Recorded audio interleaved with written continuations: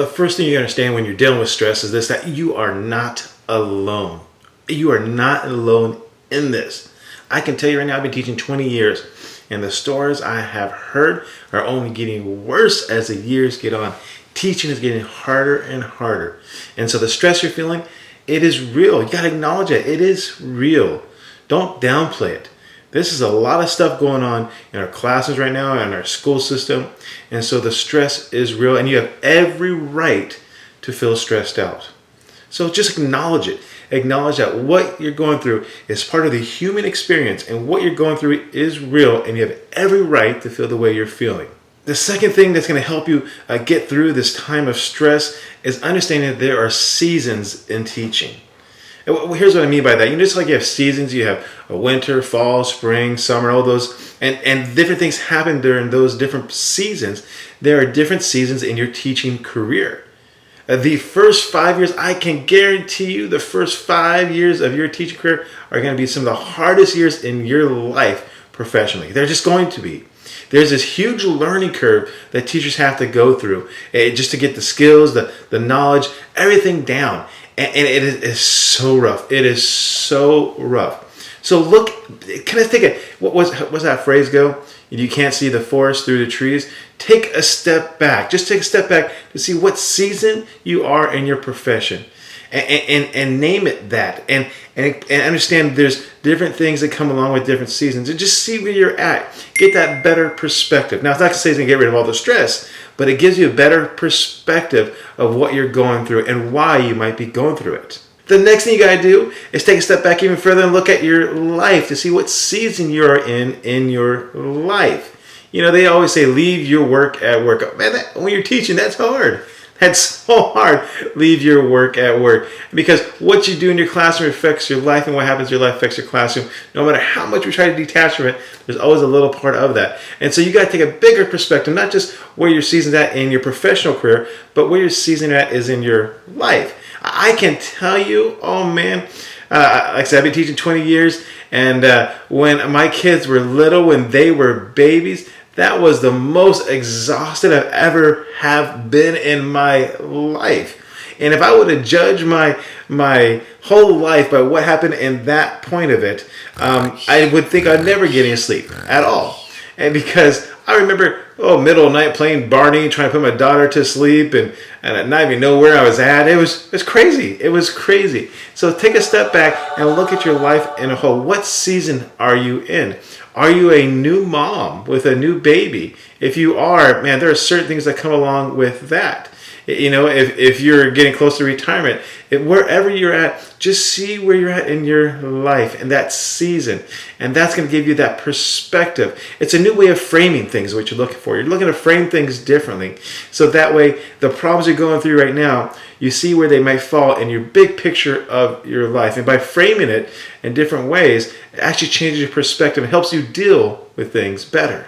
And once you have this new framework down and try to see things for what they are, because it's, once again, when you're going through things, it is so hard to get that perspective. But if you're able to get that perspective on your teaching career, if you're able to get that perspective on your life, if you're able to give yourself the right to feel the way you feel, then and only then can you actually maybe try to put some things in place that's going to help relieve some of that stress. Now, nothing's going to go away totally. Life is full of stress. Once again, it's a human existence.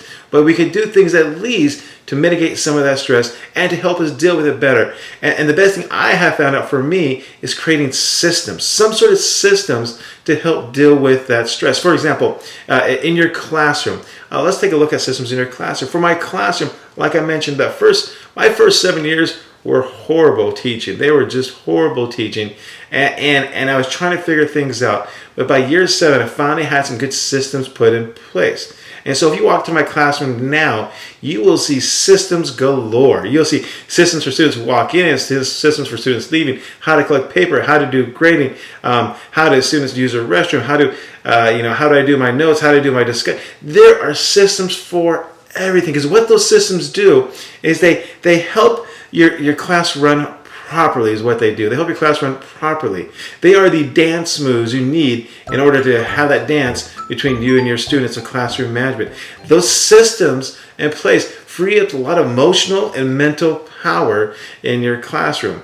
So you need to find these systems, put systems in place, routines, patterns. I guarantee you, not only are you going to benefit, your students are going to benefit as well. And then taking a look at the bigger picture, systems in your life. That doesn't mean your life's boring, you do the same exact thing all the time.